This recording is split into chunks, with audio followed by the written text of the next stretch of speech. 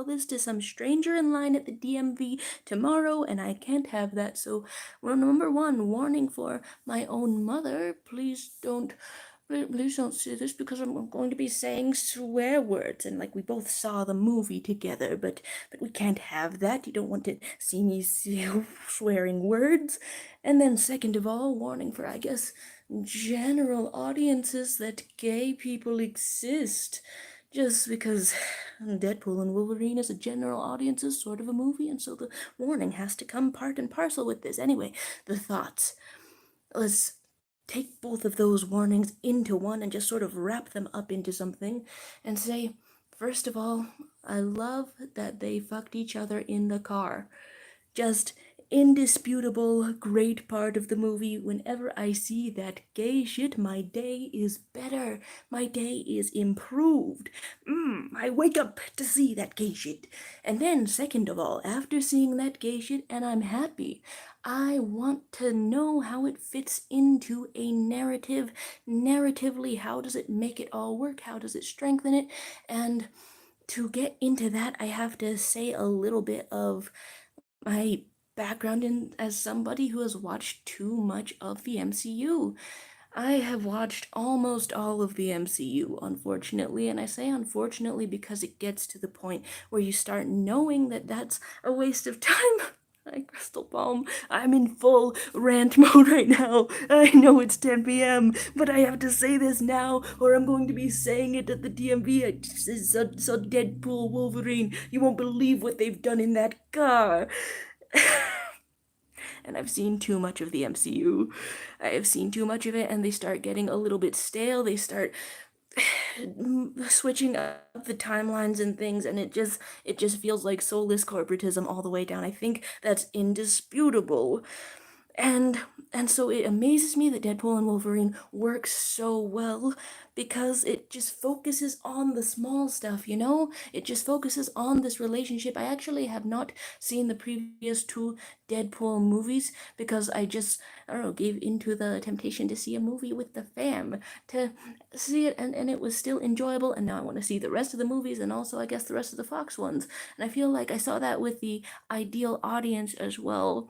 Hello to you. I am in full rant mode. I've seen Deadpool and Wolverine with the ideal audience being my mother because I think that she had the most knowledge of like previous movies. I didn't know that this was going to be a sort of a funeral for all of the previous Fox movies and just sort of lay them all to rest, just sort of a homage, but I don't know, maybe it's more of a rehoming kind of a thing, more of a tribute kind of a thing, because they're not going to let it die, and that's the main characteristic of things in the MCU, of course, that they are not going to let it die. They're gonna quit beating that dead horse when it stops spitting out money. And for better or worse, I I found this horse to be lively. I found this horse to be alive. And I guess I say for better or worse because it uh, so for one, I found it to be very gay, and that's for the better. As we've established, I love to see that gay shit. My day is better when I see that gay shit, and it had some of that gay shit. Perfect, mwah, beautiful, excellent. But then but then it of course it appeals to a wide audience and so toes the line so that anyone could watch it. There's like a plausible deniability around that gay shit. I take that as um so everyone knows the term bootlicking, right? Bootlicking, to lick someone's boot, it means when you're kissing up to them, it means when you're just bending your head to them, sort of active submission to them. So I guess I would call it not exactly bootlicking, because the boot of conservative audiences with the plausible deniability is more in Deadpool's mouth than just a lick, you know? It's all the way in there. You are deep throating the conservative boot, and it does taste like horse shit. And that's that's that's not going to make me cry and scream and also piss and make a video essay about it and then make $1 million complaining. That sounds like it would be a plus side, that sounds like it would be an upside, and it's really tempting, but unfortunately, I'm full of emotional maturity, and I don't. And I don't let the existence of a differing group stop me from enjoying a movie. I feel like the opposite equivalent of this would be Andor, which has a lot of things that are traditionally considered like lefty and such, but it is like an enjoyed sort of well-written sort of property anyway. I'm on the biggest rant of all time. The main line of this is that it was an enjoyable movie, and I'm really glad that I saw it.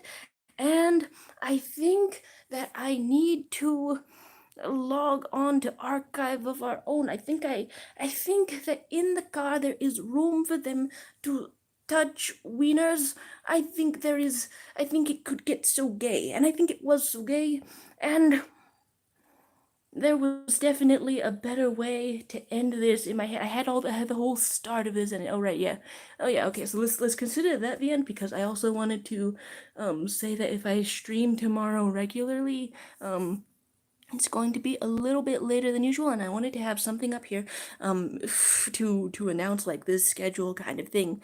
Yeah, just gonna be late. I'm I'm I've never tried going live on phone before. This is weird to see. This is weird to see. I said touch wieners. I logged on at 10 p.m. to say touch wieners. That's how we'll end it. I'm out. But of course, I've never tried this mode before, so I don't know how to shut it off. Oh, like this.